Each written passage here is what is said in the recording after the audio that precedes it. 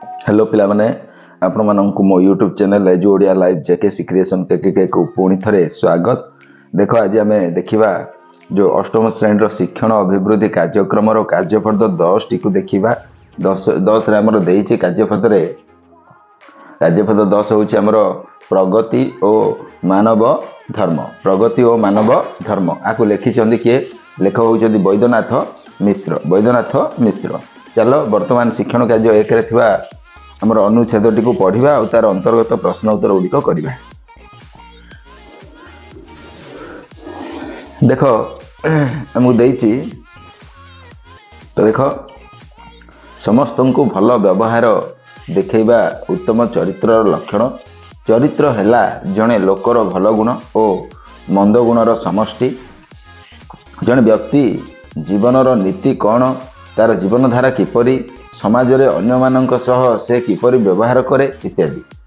मनुष्य केवल निज पाई बंचे नहीं, समाज पाई मध्य बंचे। मनर व्यापकता जार जेते अधिक तार सामाजिकता सेते अधिक। जड़े व्यक्ति अधिक पाठ पढ़ी थाई पारे, ता पाखरे अधिक धन संपत्ति मध्य थाई पारे, से खूब बलुआ होई थाई पारे, मात्र तार जदि भल व्यवहार न थाए ताको केही भल पाती नहीं। जदि जड़े असत उपाय रे धन रोजगार करे ताहले समस्ते ताको घृणा करती। जड़े चरित्रवान व्यक्ति गरीब वा दुर्बल होई पारे, मात्र समाज रे समस्ते ताको खातिर करती, आदर करती। से सबु काम रे सफल हुए। जनकर धन नष्ट हो गले से धन फेरी पाई पारे, मात्र चरित्र नष्ट हो गले सब नष्ट हो जाए। तो ये थिला हमर शिक्षण कार्य एक अनुच्छेद। देखिल, पढ़िल, जानिल। वर्तमान देखिबा शिक्षण कार्य 2 को देखिबा। शिक्षण कार्य 2 रे हमको किसी प्रश्न पचारछि, से प्रश्नर समाधान गुड़िक करवा। ठीक अच्छी, चलो देला आस अनुच्छेद टी को पढ़ी उत्तर लिखा। चरित्र संपर्क रे अनुच्छेद रे कौन कह जाई अछि हला। तो तमे लिखिबो चरित्र हेउछि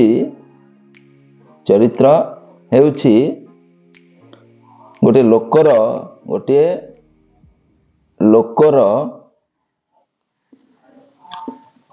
भल गुण ओ मंद गुणर समष्टि। मंद गुणर भल गुण और मंद गुणर समष्टि की आम कहवा चरित्र। बुझीगला? चरित्र बुझिला समस्ते? नेक्स्ट देख, तापर देला समस्ते समाज रे काहाकू घृणा करती। समस्ते है समाज रे काहाकू घृणा करती देख। तो उत्तर लिखिबो जे असत उपाय रे धन अर्जन करे ताकू समाज रे समस्ते घृणा करती हला। तापर समाज रे लोक माने काहाकू आदर करती। समाज रे लोक माने काहाकू आदर करती बुझिला कि नहीं? काहाकू आदर करती देख लिखिबो जीए हला, न लिखिबो जणे हला चरित्रवान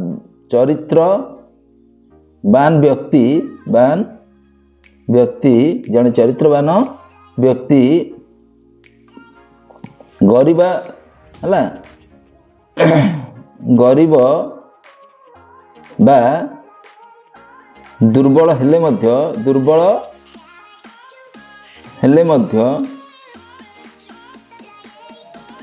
मध्य समाज रे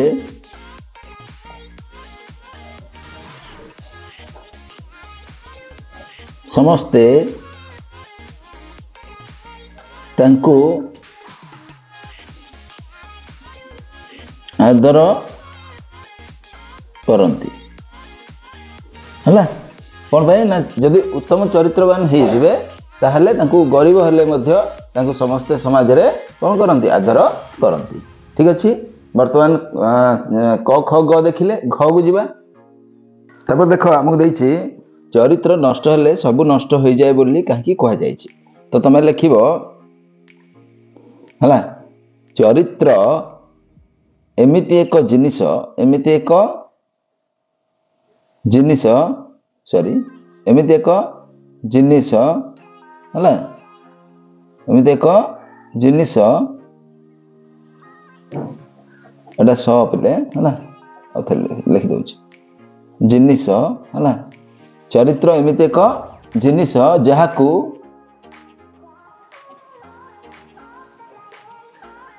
आमे थरे नष्ट हेबाकू देले से आमको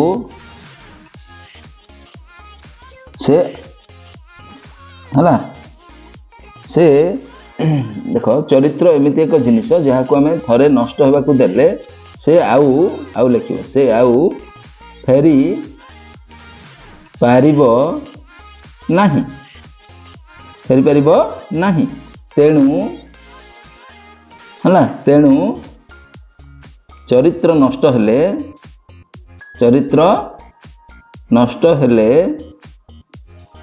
सबु नष्ट हो जाए बोली कहा जायछि हो जाए बोली कहा जायछि बुझला कहा जायछि हला कहा जायछि बुझी पारलो हला तापर हमें नेक्स्ट जीवा आस निम्नलिखित वाक्य गुड़ी को पढ़ी ठीक वाक्य पाखे ठीक चिन्ह और भूल पाखे भूल चिन्ह देवा है चरित्र ही श्रेष्ठ संपद एटा ठीक हम कि नहीं चरित्र ही श्रेष्ठ संपद शिक्षा धन जश इत्यादि चरित्र ठारू बड़ है देख तो देख एटा लिखा से शिक्षण कार्य 3 आस निम्नलिखित वाक्य गुड़ी को पढ़ी ठीक पाखे ठीक चिन्ह देवा चरित्र ही श्रेष्ठ संपद ठीक शिक्षा धन जश इत्यादि चरित्र ठारू बड़ एटा केबे बड़ हबो कि नहीं भूल उत्तम चरित्रवान व्यक्ति को लोक उत्तम चरित्रवान लोकों को समस्त आदर करती ठीक कथा चरित्रवान व्यक्ति गरीब हेले केही पचारती ना एटा भूल गरीब हेले मध्य पचारिबे जदि भल गुण अछि हला तापर देख नेक्स्ट 4 लुगापटा परी हला आउ 4टी जुग्म शब्द जोड़िकी आम लिखा है लुगापटा है तापरे गुहाल गोबर है आउ तापर कौन लिखिबो तापर लिखिबो शिक्षा दीक्षा है धन जन है तापरे शिक्षा दीक्षा है गुहाल गोबर शिक्षा दीक्षा धन जन तापर तुम लिखिपर हृष्ट पुष्ट है हृष्ट पुष्ट है एमती लिखिपर है भल मंद इन सब लिखिपर है वर्तमान शिक्षण कार्य 4 मध्य सरला वर्तमान जी शिक्षण कार्य 5 कौन दे देख पिले शिक्षण कार्य 5 रे हमको देछि धनी व्यक्ति और चरित्रवान व्यक्ति विषय अनुच्छेदटीए किपरि तुलना करी होइछि तुलना होइछि कोठरी मध्य लेख है कौन तुलना होइछि हम लिखिया कहि देखिबा तो देख आम एटा लिखा कौन कहि धनी व्यक्ति चरित्रवान व्यक्ति कौन धनी व्यक्ति और चरित्रवान व्यक्ति मध्य विषय अनुच्छेद किपरि तुलना कराई तुम लिख बोली कहि ना तो लिख धनी व्यक्ति माने जेते धन संपत्ति थाई सुधा है थाई सुधा तार लोक मान प्रति ଲୋକମାନଙ୍କ ପ୍ରତି ବ୍ୟବହାର ଭଲ ନଥିଲେ ତାକୁ କେହି ସମ୍ମାନ ହେଲା ଓ ଖାତିର କରନ୍ତି ନାହିଁ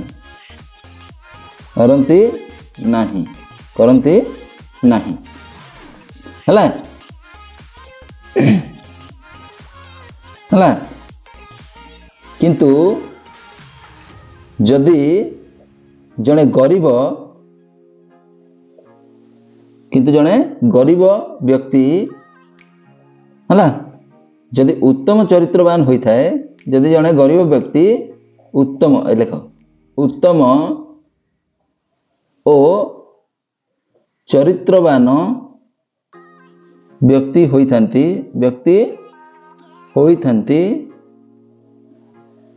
ତେବେ ତାଙ୍କୁ ସମସ୍ତେ ହେଲା ସମ୍ମାନ ଓ ଖାତିର କରନ୍ତି ହେଲା। ଯଦି ଜଣେ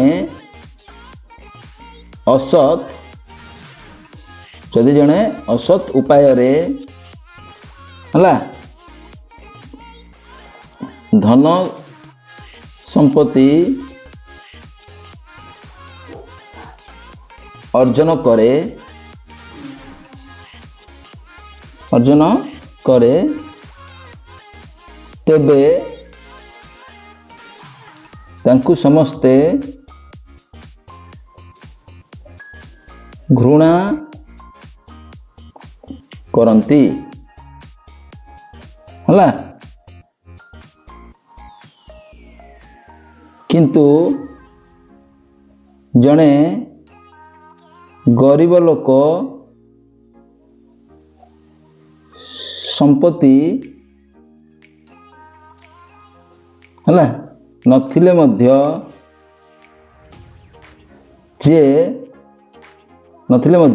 ସେ ଯଦି ହେଲା ପରୋପକାର କରୁଥାଏ ତେବେ ତାଙ୍କୁ ସମସ୍ତେ ହେଲା ମାନନ୍ତି ଓ ଖାତିର କରନ୍ତି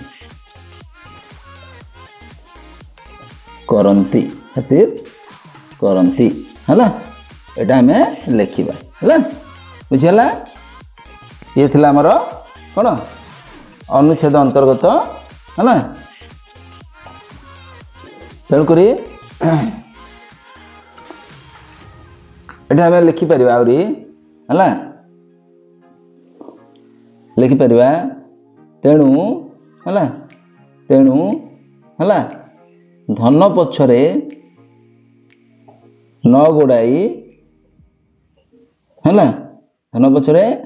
ଗୋଡ଼ାଇ ଉତ୍ତମ ଚରିତ୍ରବାନ ବ୍ୟକ୍ତି ହେବା କଥା